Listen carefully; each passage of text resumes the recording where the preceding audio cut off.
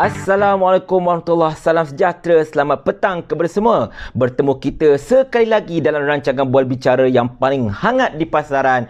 Bual Bicara dari YB ke YB, dari yang bertanya ke yang berhormat. Bersama-sama saya sekali lagi, hos anda Faiz.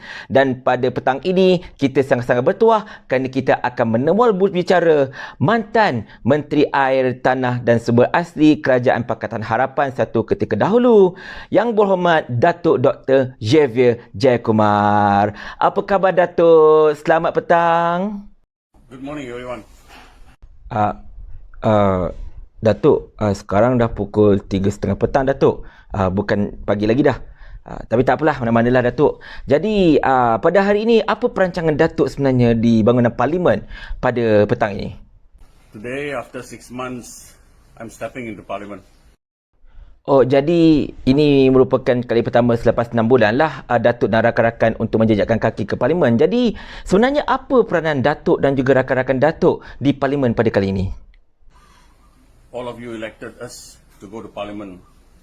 We are the voice for a check and balance government. Baik, kiranya peranan Datuk dalam kerajaan hari ini dan Parlimen ialah sebagai suara untuk semak dan imbang lah. Semak dan imbang, maknanya suara untuk sembang lah dalam Parlimen. Betul Datuk? But this government today, this Parliament will be rubbish. Parlimen ini akan menjadi macam sampah. Wah, itu satu kenyataan yang sungguh berani Datuk. This Parliament will be rubbish. This Parliament is sitting, is worthless. Persidangan kali ini menjadi persidangan yang tak berguna.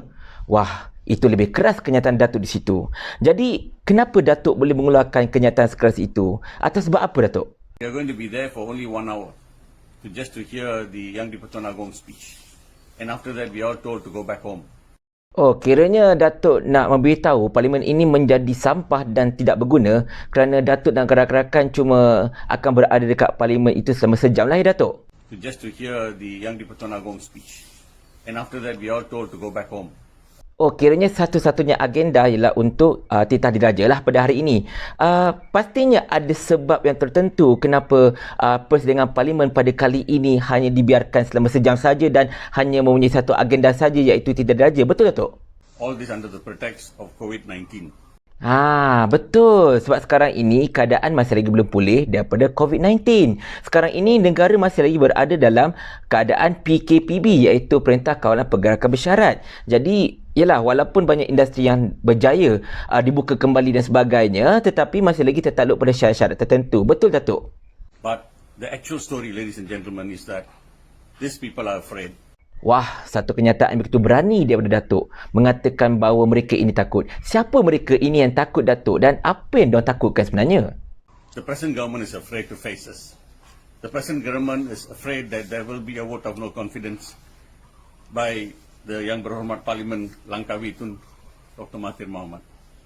Oh, jadi kiranya Datuk mendakwa kerajaan baru pada hari ini memang sengaja mengadakan sidang dewan selama sejam sahaja dengan satu agenda sahaja, semata-mata kerana takut untuk berhadapan dengan undi tak percaya lah ya. Takkan itu saja sebabnya Datuk? This is all because of that. Nothing else. Ya ke Datuk, itu saja satu-satunya sebabnya? There is a charade being played by a bunch of traitors and pirates. Tak habis-habis Datuk nak kata pasal penyamun lah, pasal lanun lah, pasal penyangak dan sebagainya. Tapi Datuk perasan tak? Walaupun dalam 22 bulan pemerintahan Kerajaan Pakatan Harapan, tidak ada seorang pun daripada mereka yang Datuk tuduh sebagai penyamun dan juga lanun ini didapati bersalah oleh mana-mana mahkamah sekalipun. A government that was not elected by the people. Kenapa Datuk boleh spin pergi ke arah mereka tak dipilih oleh rakyat pula? Datuk tidak menjawab lagi soalan saya berkenaan dengan mereka masih lagi tidak didapati bersalah itu. A government that was not elected by the people, who have taken over the government forcefully in different ways. Nampaknya Datuk masih lagi cuba untuk memainkan persepsi bahawa Perikatan Nasional ini telah mengambil alih kerajaan secara paksa. Sedangkan tadi kita dah mendengar titah diraja yang mengatakan secara kronologi bagaimana kerajaan ini boleh berubah tangan daripada Pakatan Harapan kepada Perikatan Nasional. Tidak ada elemen rampasan kuasa ataupun elemen pencurian kuasa dan sebagainya. Betul tak Datuk? Jadi kenapa Datuk masih lagi cuba untuk menegakkan benang basah mengatakan bahawa konon-kononnya Perikatan Nasional ini merampas kuasa daripada Pakatan Harapan? It is just to safeguard their own interests, safeguard their own skin, some of them. And these people should not be allowed to get away with it. Datuk masih lagi tak menjawab soalan saya, Datuk. Banyak soalan saya yang Datuk tak jawab sebenarnya. This is democracy in Malaysia today, the level of democracy in Malaysia today. And this is what we have. Datuk membicarakan inilah keadaan demokrasi di Malaysia pada hari ini. Sedangkan Datuk sedar tak yang semua yang berlaku sekarang ini adalah hasil daripada peletakan jawatan secara abrupt atau secara tiba-tiba oleh Tun Mahathir, menyebabkan kerajaan Pakatan Harapan itu sendiri kolaps dan memaksa Yang di-Pertuan Agong untuk masuk campur. Jadi tidakkah Datuk merasakan bahawa semua ini punca daripada kerajaan Pakatan Harapan itu sendiri sebenarnya? You have elected us to be the check and balance. You have elected us to ask questions in Parliament. That is what we are asking. The rescue package of 280 billion ringgit is not been approved by Parliament and these people are still using it. We are not against the budget. We will support it, but we want to hear details. Datuk, sebelum Datuk pergi lebih panjang, ingin saya mengingatkan pada Datuk bahawa di kalangan beberapa usul yang telah dikemukakan oleh Pakatan Harapan untuk sidang kali ini yang tidak dapat untuk ditunaikan sebagainya, tidak ada satu pun usul berkenaan dengan perbincangan berkenaan dengan PRE atau Package Rancangan Ekonomi tersebut. Semuanya usul-usul yang dikemukakan baik daripada Datuk Shafie Apdal ke, daripada Tun Dr. Mahathir ke, ataupun daripada Lim Wee Kiong ke, semuanya berkaitan dengan usul undi percaya ataupun tak percaya terhadap kerajaan sekarang. The industry has been talking to us. We want to bring this back into Parliament. Maybe they need some changes. It might need more input into this. That is all we are asking. Ya ke, Datuk minta tu je. Sekali lagi saya ingatkan Datuk dalam semua usul yang kita dapat tahu yang dibawa oleh pihak Pakatan Harapan untuk sidang Dewan kali ini, tak ada satu pun nak bincang berkenaan dengan pakej rancangan ekonomi. Semuanya pasal undi tak percaya, semuanya pasal undi percaya dan sebagainya. Jadi Datuk nak bongak siapa sebenarnya Datuk sebenarnya ni? You don't even allow that to take place. You say it's COVID-19, but you allow people to run around the place in the country. Datuk nampaknya memang sentiasa cuba untuk mengelak jawab soalan-soalan saya dan terus orang kata apa, menuduh kerajaan konon-kononnya berselindung di sebalik alasan COVID-19 kerana konon-kononnya kerajaan takut dengan pihak pembangkang.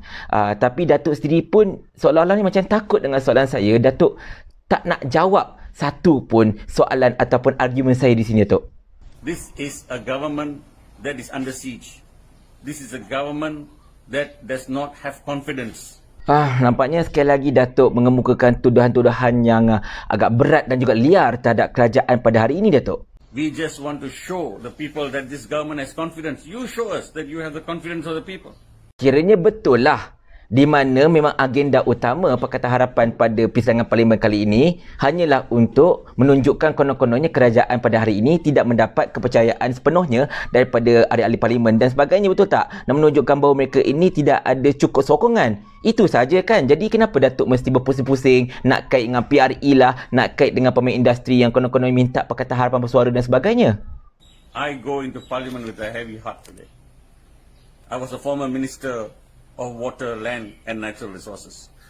We know how the government works. Datuk, izinkan saya mengingatkan pada Datuk, bukan Datuk sahaja mantan menteri yang ada dalam Parlimen itu pada hari ini. Even dalam Kerajaan Perikatan Nasional itu ramai sekali mantan menteri-menteri. Bahkan dalam Kerajaan Perikatan Nasional itu juga ada mantan Perdana Menteri. Jadi mereka juga tahu bagaimana kerajaan ini berfungsi. Kan? Mereka juga tahu bagaimana kerajaan ini bergerak dan sebagainya. Bukan Datuk seorang saja yang tahu. We know how the civil servants are working. They are good people.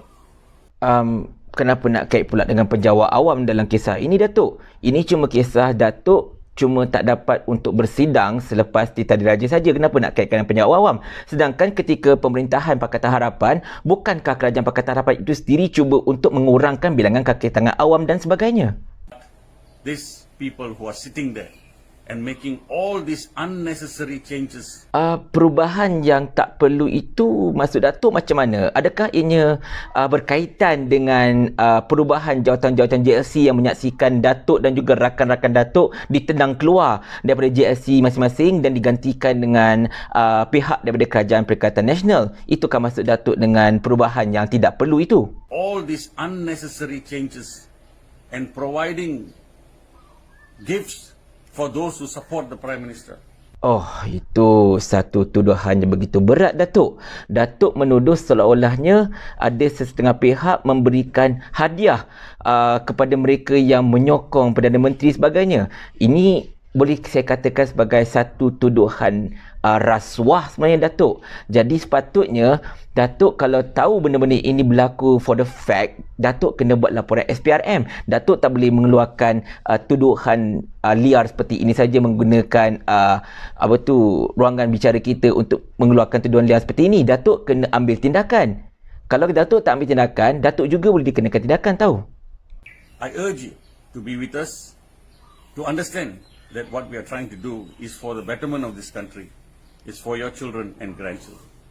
Rasa-rasanya rakyat Malaysia pernah cuba untuk memahami Pakatan Harapan Datuk.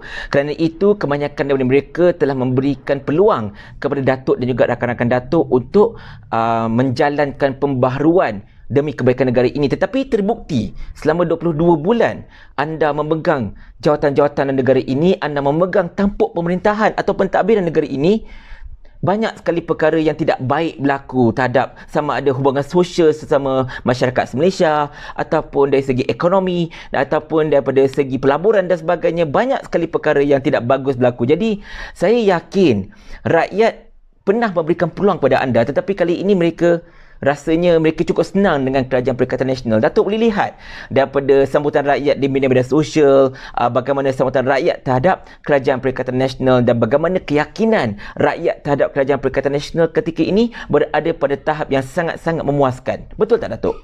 Have a nice day, ladies and gentlemen. Thank you very much.